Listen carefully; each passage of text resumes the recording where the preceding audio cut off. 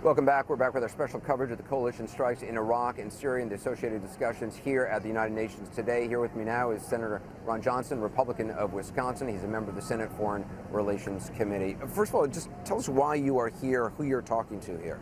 Well, I am one of the representatives for this General Assembly from the United States. President Obama appointed me and I was confirmed.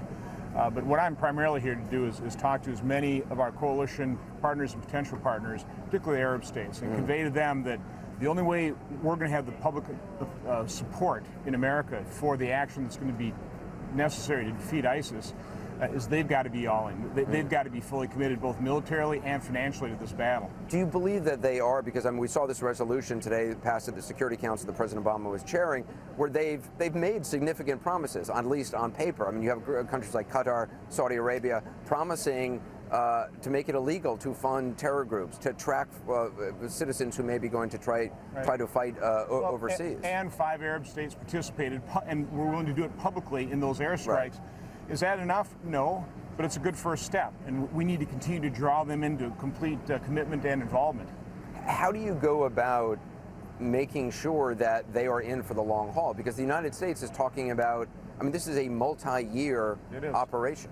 There's no end in sight, really. Again, for my part, I'm as an elected official, I'm trying to convey to them that my constituents, the only way they'll support the long-term effort in America to really save their bacon. Let's face it, it's an existential threat to Arab regimes. It's a threat to America, but it's an existential threat to them.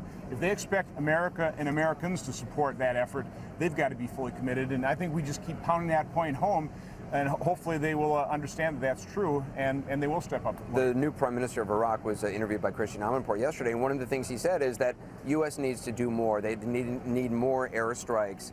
I was kind of surprised by that. I mean, this is a country which has a military of some 250,000 people. Even if only half of that military can actually stand up and fight, it's stunning that they have not been able to retake really any of the territory that they've lost to ISIS. It is. Well, it's depressing. Did they get it? It's depressing.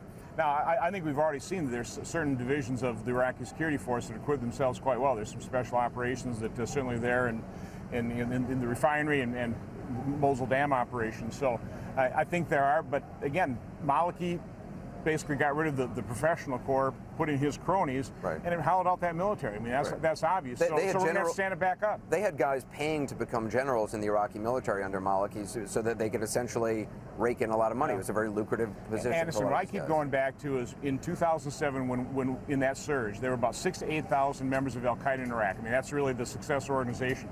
We had about 100,000 Sunnis working with us, about 100,000 Iraqi security forces, and 160,000 American boots on the ground. Now, about 35 or 40 of those are actually involved in combat operations. That's what it took to defeat 6,000 to 8,000 Al-Qaeda in Iraq. Now we got 31,000 ISIS members. They're better trained, they're better equipped, they hold territory, they're financed. We've got a big problem on our hands here, and I think President Obama, I think he's saying the right things here in New York today. I think we're seeing the Arab states taking the first steps.